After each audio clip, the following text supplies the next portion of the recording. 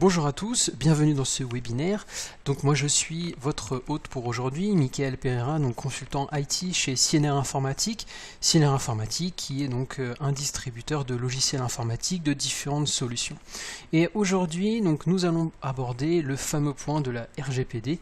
Vous en avez sans doute tous entendu parler effectivement.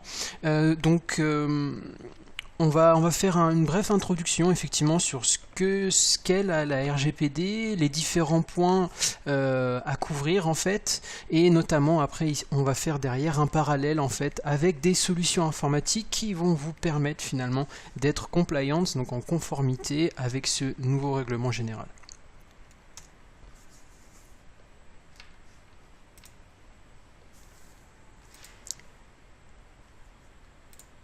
Alors du coup dans l'agenda tout simplement donc on va voir une brève introduction, une présentation de la RGPD, son contenu et vos responsabilités en fait en termes de conformité, et ensuite donc comme je l'ai dit effectivement les solutions pour chaque problématique. Alors déjà dans un premier temps, juste pour vous dire, nous ne sommes pas juristes. Effectivement, chez CNR Informatique, nous n'avons pas encore de ressources, donc des juristes tels quels. Donc en fait, le webinaire d'aujourd'hui n'a pas vertu forcément de faire l'analyse de la liste exhaustive de tous les articles de ce nouveau règlement général. Car tout simplement, au total, il y en a quand même 99, et honnêtement, certains sont parfois incompréhensibles si on n'est pas soi-même avocat. Donc cette RGPD, donc dit la réglementation générale sur la protection des données, constitue le nouveau texte de référence européen en matière de protection des données personnelles. Donc cette nouvelle législation a été adoptée le 24 mai 2016 et va aider finalement, renforce et unifie la protection des données pour chaque individu de l'Union européenne, donc vraiment pour chaque Européen. Sa mise en vigueur est prévue pour mai 2018 et ça va renforcer, même forcer en fait le réel besoin qu'ont finalement les entreprises à mettre en place soit des applications ou des workflows, des process en interne, de façon vraiment à protéger ces données de manière fiable, et cela dans les plus brefs délais, étant donné que la date quand même de mise en vigueur est assez courte. Donc la RGPD remplace la directive sur la protection des données, donc l'ancienne protection des données, donc c'était la directive 95/46/CE, qui était à la base des lois européennes sur la vie privée depuis 1995. Donc effectivement c'était quand même déjà une directive qui date d'un certain nombre d'années, et bien évidemment depuis 1995 avec le boom internet, cette protection des données, cette législation en fait qui existe à l'époque, qui existe juste avant les RGPD, applicable encore aujourd'hui, est devenue complètement obsolète, tant Internet a bouleversé en fait notre vie quotidienne, et notamment cette fameuse collecte de données finalement. Donc comme la plupart des réglementations gouvernementales, cette RGPD est un document complexe, et sur certains points, en plus de ça, ouvert à l'interprétation. D'accord ? Donc en plus de certains articles effectivement assez techniques, avec des termes vraiment de juristes, on va avoir certains passages quand même qui sont effectivement assez flous, et qui peuvent être libres à interprétation. D'accord ? Dans le cas par exemple d'un plaidoyer, effectivement on va pouvoir quand même interpréter un peu à notre sauce certains de ces articles, mais on ne les verra pas forcément aujourd'hui, parce que comme je l'ai dit effectivement au début, on ne va pas faire un listing de tous les articles, des 99. Donc du coup, avec cette RGPD, ce nouveau règlement, de ce fait, chaque entreprise susceptible en fait de stocker des données confidentielles sur leurs clients, donc client et donc n'importe quel individu en fait sur le sol européen, est soumise à cette réglementation, et ce règlement va couvrir en fait toutes les sphères de la protection des données, que ça soit en fait de l'acquisition, donc de la collecte de ces données, au stockage, assessment, et au contrôle d'accès, et jusqu'à la sécurité en fait générale vraiment du système d'information qui stocke ces données-là. La bonne nouvelle en fait pour vous, c'est qu'il y a quand même de nombreux outils qui vont être à votre disposition, en fait des logiciels, des solutions informatiques, pour vous aider à acquérir, mettre en place et à documenter également en fait les mesures à prendre en fait pour satisfaire les fameuses exigences en fait de la RGPD. Donc comme je l'ai dit, effectivement cette RGPD donc vraiment protection de la vie privée en fait de données personnelles de chaque individu européen. Donc dans ces données, qu'est-ce que sont en fait quelles sont les données considérées en fait par la RGPD? Au final, c'est à peu près n'importe quelle donnée concernant un individu. Que ça soit aussi bien son nom et prénom, sa date de naissance, je sais pas, son poste, son job title, ça peut être également pas mal de choses, jusqu'à même son adresse IP. Son adresse IP, finalement, est une aussi donnée personnelle, étant donné que, bien entendu, comme vous devez le savoir, avec une adresse IP, on va pouvoir localiser en fait, je sais pas, un internaute, quelqu'un qui aurait rempli un formulaire sur un site web, on va pouvoir en fait collecter également cette adresse IP, et une adresse IP est une donnée personnelle d'un point de vue légal. Donc, va falloir aussi protéger finalement tout cela. Donc le règlement UE 2016, donc 679 du Parlement européen et du Conseil du 27 avril 2016, concerne toutes les entreprises ayant des relations commerciales avec des citoyens européens, quel que soit l'endroit où se trouve l'entreprise. Et la RGPD donc va être complémentaire aussi avec des normes en fait qu'on a l'habitude déjà de rencontrer, qui étaient en fait, on va dire, des réglementations complémentaires finalement à l'ancienne directive que j'ai citée plus haut, datant de 1995. Ces réglementations sont par exemple tout ce qui concerne en fait le milieu hospitalier, qui ont déjà effectivement après, ils sont soumis à une réglementation spécifique pour eux, tant ils vont collecter en fait des données, là pour le coup très confidentielles, étant donné qu'on va parler finalement voilà, de l'état de santé de certains individus, forcément si on rentre dans le milieu hospitalier et médical. Donc, quels sont les risques de non-conformité si jamais finalement une entreprise ne respecte pas cette RGPD et n'est pas conforme à cela? Donc, c'est tout simplement déjà dans un premier temps un avertissement jusqu'à une mise en demeure en fait de l'entreprise. Donc, tout simplement, l'entreprise doit cesser ses activités. Cela peut être une limitation temporaire ou définitive d'un traitement ou une suspension de flux de données, d'accord? Donc si vous avez l'habitude par exemple de collecter des données via un formulaire, ou tout simplement par exemple la RGPD peut finalement suspendre votre site internet qui avait l'habitude de collecter ces données confidentielles. Ordonner de satisfaire des demandes d'exercice des droits des personnes, donc tout simplement il peut vous forcer finalement à respecter la RGPD, sinon tout simplement la mise en demeure se poursuivra, et ordonner aussi également une rectification, la limitation ou l'effacement des données, d'accord? Donc ça c'est vraiment les risques finalement de non-conformité à la RGPD que vous pouvez avoir. Et cela, cette mise en demeure vient bien avec cela en fait des amendes administratives. Donc bien entendu, là il y a aussi des amendes ensuite. Donc ça c'est l'ultime finalement risque, on va dire. Donc ce sont des amendes administratives qui peuvent s'élever. Donc ça dépend de la catégorie de l'infraction.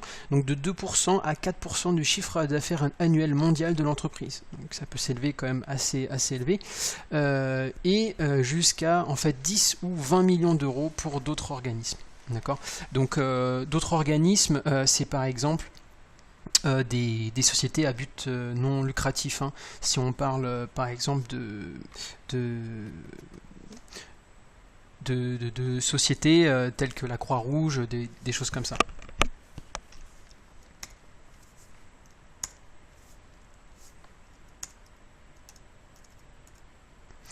Alors ici donc vous pouvez voir qu'on a essayé de faire donc en fait un peu un cycle de mise en conformité pour la RGPD qui peut vous aider finalement à voir étape par étape voilà le cheminement le plus logique en fait pour être conforme en fait tout simplement pour rendre après votre société compliance. Donc dans la première étape c'est garantir aux personnes physiques l'accès, la modification et la restitution et l'effacement de leurs données, parce que effectivement donc ça c'est un droit que vont avoir maintenant chaque individu européen à l'égard de ces données personnelles qui peuvent être stockées voilà, dans une société, sur un serveur, sur une base de données, ils peuvent demander tout simplement par exemple l'effacement. Donc ça c'était déjà effectivement plus ou moins le cas, mais ils peuvent aussi demander la restitution, c'est-à-dire toutes les données que vous concernant, etc. Donc ça c'est un droit vraiment de l'individu européen. Deuxième étape, recueillir et prouver le consentement éclairé des individus. Donc c'est vraiment là pour le coup la documentation. Vous devez faire une documentation sur vos méthodes finalement de collecte de ces données-là, et ensuite avertir finalement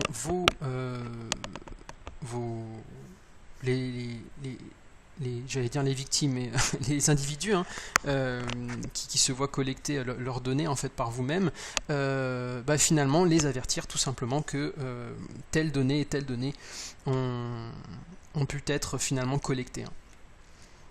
Troisième étape, donc ça c'est l'étape effectivement la plus intéressante, surtout pour nous distributeurs informatiques, puisque c'est là où on peut effectivement le plus vous aider là-dessus, en ce qui concerne en fait les solutions informatiques. Des solutions informatiques finalement qui vont aider votre système d'information et votre entreprise du coup à sécuriser ces données contre des risques de perte, de vol ou divulgation. Par effectivement l'ultime finalement brèche de sécurité, c'est ça, c'est tout simplement finalement que vos données ont été fuitées, donc soit par la part de un de vos salariés, ça peut arriver effectivement, ou un hacker tout simplement qui aurait compromis en fait votre système d'information. Quatrième étape, étape très importante, parce qu'honnêtement si on devait prendre deux étapes en fait de poids en fait, de deux sujets, deux objectifs en fait à avoir sur cette RGPD, c'est vraiment la sécurisation. Donc ça va être à l'aide effectivement de solutions informatiques, notamment aussi de documentation, et aussi donc de documentation sur les mesures mises en place, donc aussi bien dans la deuxième étape quand je dis collecte des données, donc pour la collection de ces données là, mais et aussi également en fait toutes les mesures que vous avez mis en place en fait pour la protection de ces données là, d'accord. Donc les solutions informatiques peuvent vous apporter en fait cette documentation, alors pas entière bien entendu, mais des bribes en tout cas, par exemple des rapports de sécurité concernant votre système d'information, voilà, est-ce que tout simplement votre système d'information est vulnérable, oui ou non. Donc cinquième étape, c'est avoir effectivement un workflow, un process, donc là c'est vraiment en scénario catastrophe, si jamais effectivement il y a eu brèche et que des données en fait ont été fuitées, alors il faut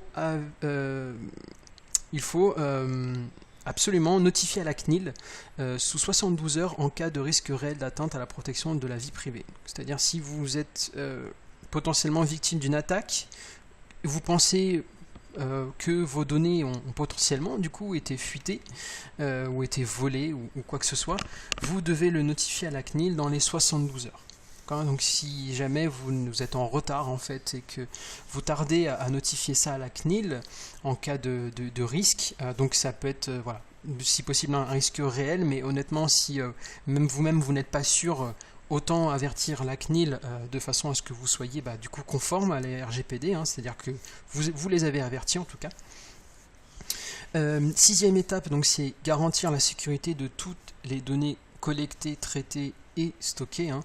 Donc ça rejoint un peu la troisième et quatrième sphère en fait qui rejoint cette documentation, les solutions etc. Et la documentation, mais c'est aussi la localisation, là où vous collectez vos données, etc. Ensuite c'est bien entendu du coup c'est la date butoir, c'est le 25 mai 2018, et il ne faut pas oublier donc les fameuses amendes administratives dont je parlais tout à l'heure, qui vont de jusqu'à 4% du CA annuel, ou soit 20 millions d'euros pour les autres sociétés.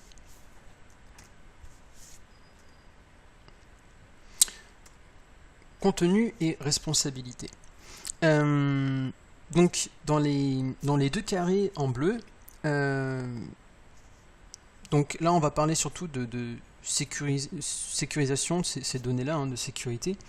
Et donc l'entreprise, il faut vraiment qu'elle veille à ce que ces données soient à tout moment et en tout lieu sécurisées contre des risques de perte, de vol, divulgation ou autre compromission.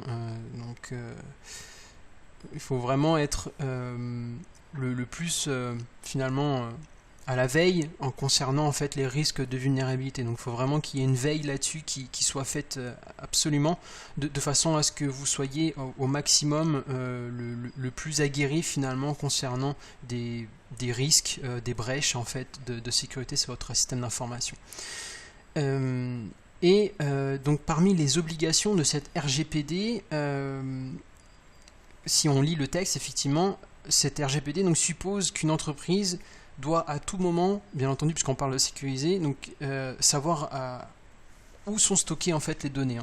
Donc de quelles données elles disposent, de la localisation de ces données-là, de l'objectif de leur collecte, donc tout ça il faut documenter, de leur mode de gestion. Donc la mode de gestion, ça va être le workflow finalement de cette collecte de données qui va jusqu'au stockage, mais c'est aussi par exemple les accès finalement à ces données-là. Qui dans votre entreprise a accès à cette base de données contenant des données confidentielles. Donc ça, effectivement, il faut que ça soit documenté. Donc le stockage, sécurisation, transfert et notamment aussi après l'effacement. Donc il faut que quelqu'un soit déclaré finalement dans votre entreprise comme étant la personne qui va effacer des données si jamais par exemple c'est demandé par un individu. Donc là en fait il faut vraiment que votre entreprise ait une quasi-omniscience, c'est-à-dire vraiment qu'elle sache à quel moment et en tout lieu finalement où sont stockées ces données, comment effectuer en fait tout ce fameux processus en fait de collecte de données. Et en plus de ça, donc elle doit être en mesure de déceler en fait si leur intégrité a été compromise, donc de ces données, y remédier promptement, tout en consignant et en notifiant l'événement, et tout cela à la CNIL. Donc il appartient à l'entreprise de prendre toutes les mesures pour garantir la conformité des traitements. Donc ça c'est vraiment au niveau de la documentation. Voilà, parce qu'en fait il faut vraiment que vous ayez une documentation complète sur la conformité en fait du traitement que vous faites des données personnelles des individus européens. Et pour cela, même après pour sa défense, elle doit être en mesure de démontrer à tout moment en tenant un registre à jour de l'ensemble de ces traitements. Donc voilà, si vous par exemple déplacez une base de données contenant des données confidentielles, vous les déplacez d'un endroit à un autre, je sais pas, vous les changez de serveur ou des choses comme ça, tout simplement il faut que vous ayez un registre qui indique en fait le transfert de ces données, ce que vous en faites, etc. Qui a accès à quoi, tout simplement. En fait, la RGPD instaure comme ça en fait un régime de co-responsabilité également avec les sous-traitants. Contractuellement, ces derniers s'engagent, entre autres, à mettre en œuvre les mesures de protection adéquates et à alerter le responsable du traitement en cas de fuite de données. Donc cette co-responsabilité, c'est dans le cas, effectivement, si vous hébergez votre serveur chez un MSP ou quelque chose comme ça, Managed Service Provider, donc votre serveur est stocké chez eux, donc en l'occurrence les données concernant aussi les données confidentielles des individus. Dans ce cas, il faut que vous soyez avertis en fait des mesures de sécurité qui sont entreprises par votre sous-traitant. Vous avez ainsi en fait un régime de co-responsabilité. Alors ça ne veut pas dire forcément en fait que ça sera le sous-traitant en fait qui sera en tort, c'est-à-dire que il sera soumis à cette amende, et c'est là en fait où la RGPD en fait est floue, d'accord, et est soumise à l'interprétation, parce que effectivement potentiellement le sous-traitant qui est une entreprise donc va posséder aussi des données confidentielles lui appartenant peut-être pas, mais il en a en tout cas. Donc c'est là où la RGPD est très floue, on ne sait pas en réalité réellement si c'est l'entreprise qui finalement va externaliser ces données, qui va être responsable de cela, ou si c'est vraiment un sous-traitant. Il y a plus quand même un facteur où c'est vraiment l'entreprise qui externalise, hein, parce que c'est elle-même qui reste quand même propriétaire de ces données-là. Donc s'il y a une quelconque fuite, c'est tout de même voilà, cette entreprise qui externalise qui sera en tort, hein, vraisemblablement. Mais elle peut néanmoins pointer du doigt et dire effectivement, bah écoutez, effectivement j'ai une fuite de données, mais ce n'est pas ma faute. Moi de mon côté j'ai essayé de documenter au maximum. Je pensais que mon sous-traitant m'avait pourtant indiqué qu'il a mis en place toutes les données nécessaires, toutes les sécurités nécessaires, qui est aussi documenté et implémenté dans votre documentation. Et vous pouvez le pointer du doigt effectivement dans votre défense en disant bah écoutez, la fuite de données, je veux bien, j'ai tout fait, tout mis en œuvre, effectivement c'est de la faute du sous-traitant. Donc là, à ce moment-là, vous avez quand même en matière d'avoir un plaidoyer là-dessus pour votre défense, hein, qui restera du coup louable, effectivement. Donc c'est juste pour dire que la RGPD, bien entendu, est consciente en fait de cette co-responsabilité potentielle et qui peut être problématique dans certains conflits, dans certains litiges après par la suite. Donc protection de la vie privée, deux notions, donc la protection par défaut et dès la conception. Donc en anglais c'est deux notions en fait qu'on revoit souvent en fait en matière même de sécurité de données, privacy by default et privacy by design. Donc avec la protection par défaut, l'entreprise devra assurer que le traitement dispose du plus haut niveau de sécurité de confidentialité. Le responsable, donc la personne responsable du traitement, va garantir qu'il ne traite que des informations nécessaires à la finalité poursuivie, d'accord, donc l'objectif est seulement celle-ci, d'accord, donc il y a vraiment ce qu'on appelle une notion de minimisation. Il doit par ailleurs recueillir le consentement explicite et éclairé des personnes concernées et détruire systématiquement les données une fois la finalité terminée. L'organisation doit également s'assurer que seuls les employés habilités à la gestion de ces données peuvent y accéder. Donc en fait ce principe de protection par défaut va s'appliquer à tous les traitements existants à partir du 25 mai 2018. Donc date de prise en compte finalement de la RGPD. Donc c'est-à-dire qu'il faut avoir en amont, avant même de mettre en place en fait cette collecte de données, avoir cette conscience de pourquoi on fait ça et quelle est la finalité, et une fois qu'on a rempli notre objectif, c'est se débarrasser finalement de ces données là, de façon à ce qu'il y ait finalement au minimum de rétention un peu abusif finalement des données de la part des entreprises. Avec la protection de la vie privée dès la conception, l'entreprise devra prendre en compte des exigences relatives donc à la protection des données personnelles dès la conception, cette fois-ci du produit en fait, du service ou du système par exemple qui va exploiter des données à caractère personnel de chaque individu européen.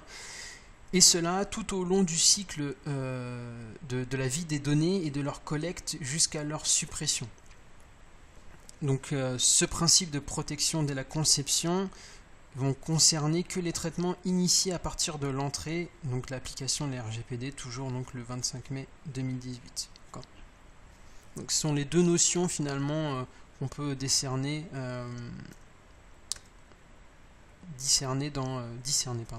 dans la RGPD.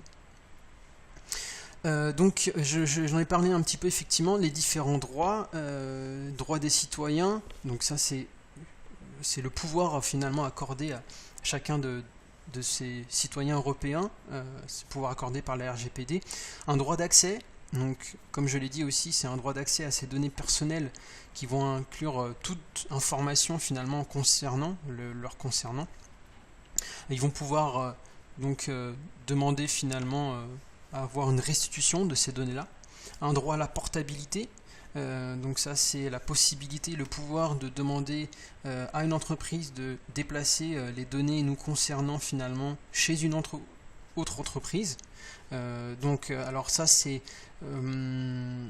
un droit effectivement que c'est difficile à voir en fait dans toute entreprise, mais on peut voir que ce droit à la portabilité, c'est le cas par exemple si on prend l'exemple de la portabilité des numéros, quand vous changez d'opérateur téléphonique, et ben là vraisemblablement vous allez avoir ainsi un droit en fait de portabilité finalement de vos données confidentielles et personnelles.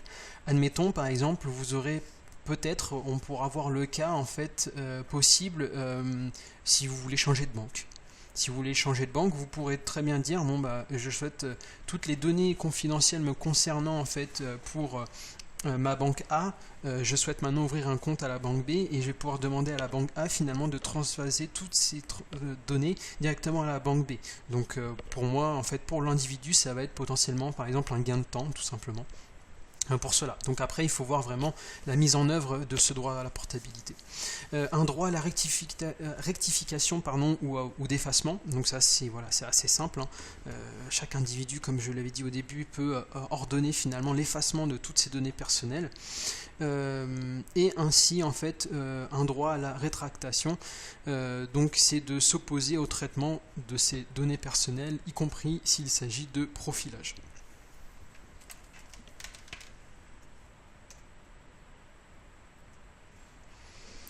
Donc ça c'est la notification dont j'ai parlé effectivement donc, en cas de fuite des données.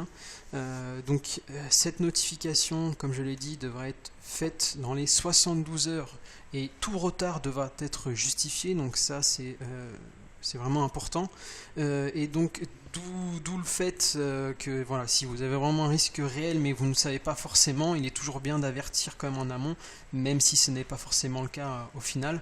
Et donc devrait être avertir à l'autorité compétente, donc à la CNIL en l'occurrence en France, et informer donc les personnes concernées en cas de risque réel d'atteinte à la protection de leur vie privée. Donc s'il y a une fuite de données ou s'il y a une brèche potentielle, c'est d'avertir ici également immédiatement en fait les individus concernés. Maintenant nous allons voir en fait donc les différentes solutions pour chaque problématique, vous permettant de vous rendre un peu plus compliant finalement à la RGPD. Avant de parler de solutions, je vais vous parler brièvement en fait des opportunités de service. Alors parce que je n'ai pas parlé dans cette RGPD du DPO qui est le Data Protection Officer. Donc quel est le rôle finalement de ce nouveau job, de ce nouveau emploi finalement? C'est tout simplement la personne dans votre entreprise qui va être responsable en fait de la conformité à cette RGPD. Donc on l'appelle maintenant le Data Protection Officer, qui va avoir généralement plutôt une compétence à caractère technique et ainsi que juridique, étant donné que technique forcément parce qu'on parle quand même de système d'information. Donc la RGPD dit qu'effectivement le Data Protection Officer doit être choisi du fait de sa double compétence juridique et technique. Bien entendu, si l'entreprise ne dispose pas de cette ressource, qui peut être parfois assez rare, elle va pouvoir faire appel à un prestataire externe. Donc c'est tout à fait permis par cette RGPD. En l'occurrence, donc ça peut être tout simplement une personne par exemple qui a des bases déjà, ou il a déjà travaillé en fait dans la protection de données, donc dans la sécurité informatique. On va pouvoir considérer qu'il a aussi un bagage du coup juridique là-dessus. Et donc une entreprise peut faire appel à un prestataire externe, donc ça peut être tout simplement une SS2I, un intégrateur informatique, un revendeur informatique qui a déjà l'habitude de faire du service. Dans ce cas-là, en fait, il pourra créer un nouveau service en fait, de façon à être le DPO en fait d'une entreprise, tout simplement. En sachant que un DPO en fait peut être, le DPO de plusieurs entreprises différentes, bien entendu. Comme autre service, donc avant même en fait de fournir le service de DPO, on va pouvoir par exemple offrir à des entreprises en fait un audit de conformité à la RGPD. Dans cet audit, il va y avoir par exemple ensuite après l'audit donc un document descriptif des processus de l'acquisition de ces données. Par exemple expliquer pourquoi l'entreprise a besoin de collecter ces données. Comment les informations sont-elles stockées, donc la gestion, l'accès, qui a accès à ces données-là, notamment aussi le temps de rétention de ces données, comme on a dit, avec les deux notions, donc la conception by default et la conception by design.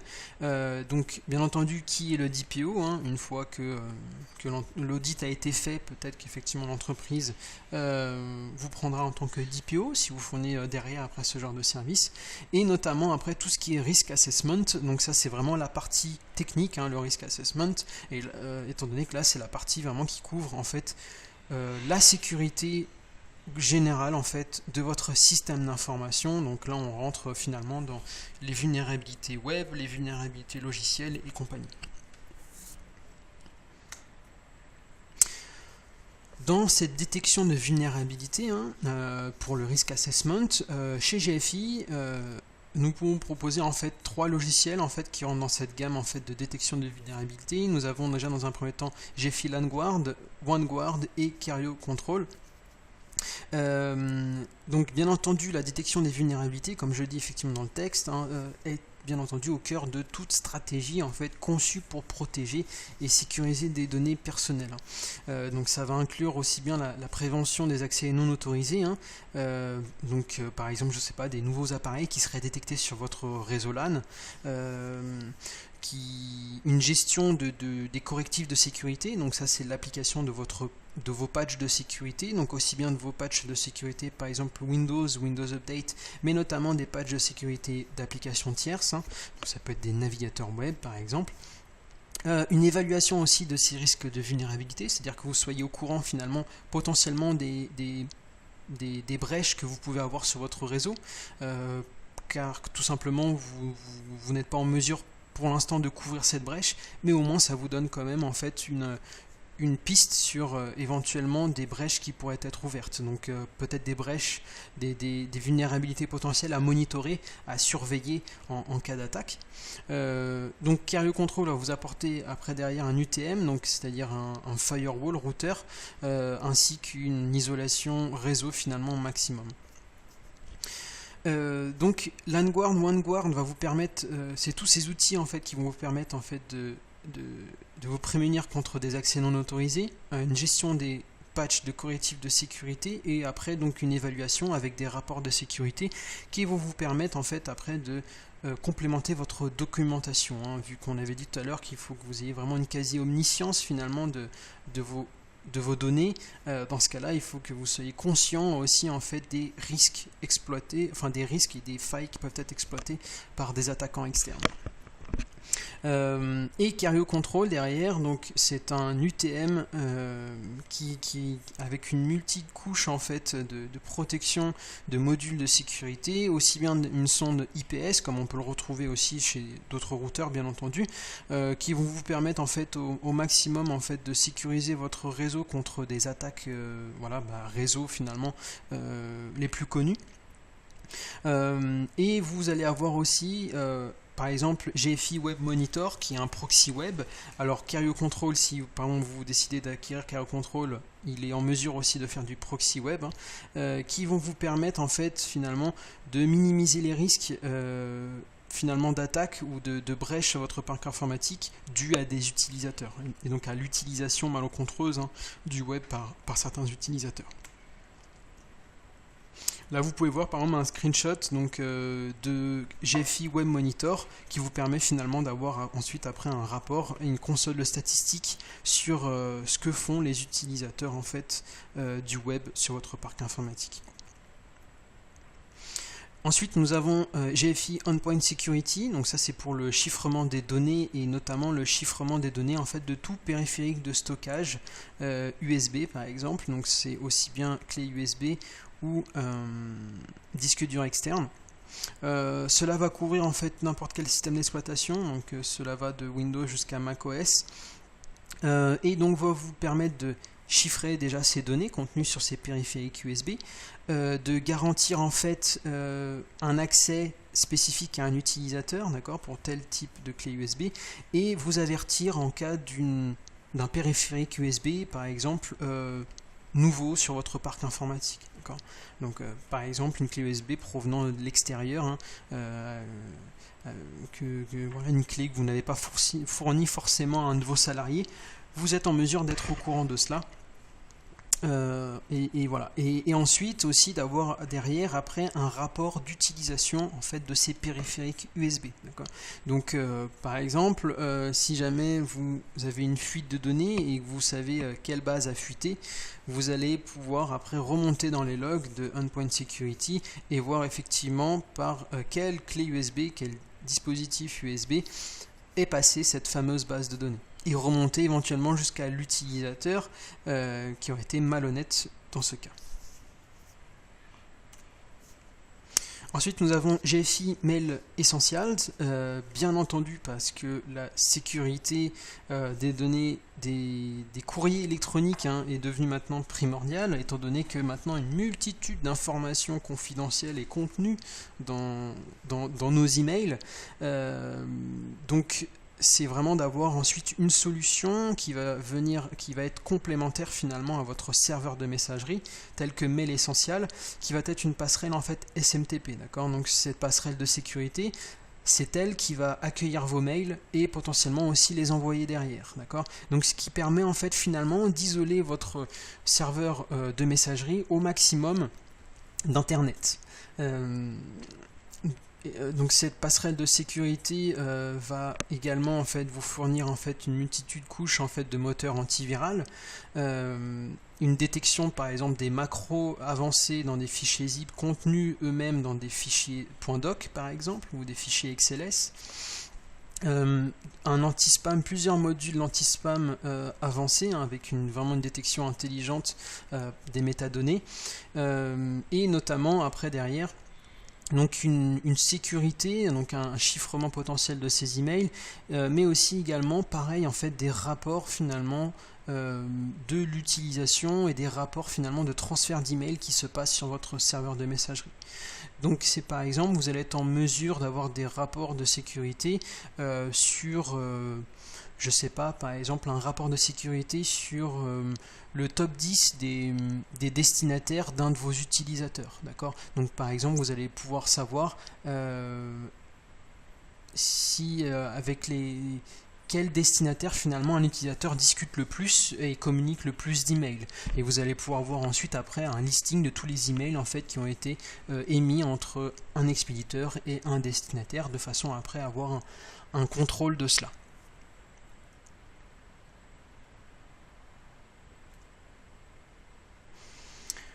GFI Events Manager, donc ça c'est sur la gestion des événements et la surveillance réseau. Donc pour quelle mesure de la RGPD? Donc la documentation, forcément, ça va vraiment vous aider pour la partie documentation que je disais, qui est cruciale lorsqu'il va s'agir de la conformité. Donc vous n'êtes pas seulement en fait capable d'agir, mais également de démontrer comment les mesures de sécurité n'ont pas été prises, et pour cela en fait vous devez en fait d'avoir une console finalement centralisée de tous les logs et événements, messages d'alerte, messages d'erreur qui auraient été en fait à un moment donné incrémentés sur l'un de vos dispositifs réseau.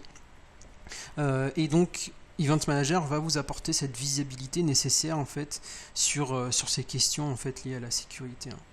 Donc Event Manager, c'est aussi bien finalement, il fait aussi bien du trapping SNMP, donc ça c'est la collecte des paquets SNMP provenant des requêtes SNMP provenant de vos dispositifs réseau. Il va et prendre en fait tous ces messages de log et d'alerte de tous vos équipements réseau, donc que ce soit aussi bien des routeurs, des firewalls, des switches, etc. mais aussi bien des imprimantes aussi, pourquoi pas, et aussi bien finalement de postes de travail. Donc, par exemple, le log d'observateur d'événements Windows, vous allez pouvoir en fait tout simplement l'envoyer en fait à Log Event Manager, qui va centraliser tout cela en un seul et même endroit, de façon à ce que vous ayez une unique console avec tous les logs et erreurs d'événements. Donc bien entendu, Log Event Manager va vous permettre d'automatiquement déjà dans un premier temps de consolider ces données, par exemple par ordre de criticité, etc.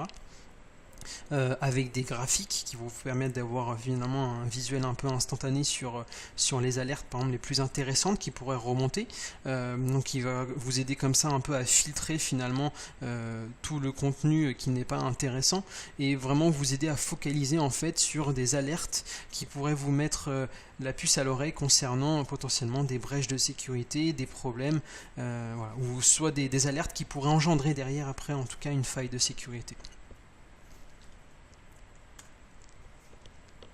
Donc là on peut voir par exemple ici donc une capture d'écran de Events Manager, là donc c'est tout simplement un dashboard, donc une page d'accueil que vous pouvez avoir en fait sur Log Event Manager. Là on peut voir par exemple sur ces graphiques ici, donc ça c'est finalement les ordinateurs qui ont eu le plus d'authentification de comptes utilisateurs dessus, d'accord. Donc là par exemple j'imagine les PC Windows, donc là on peut voir l'authentification de chacun des utilisateurs en fait sur telle et telle machine.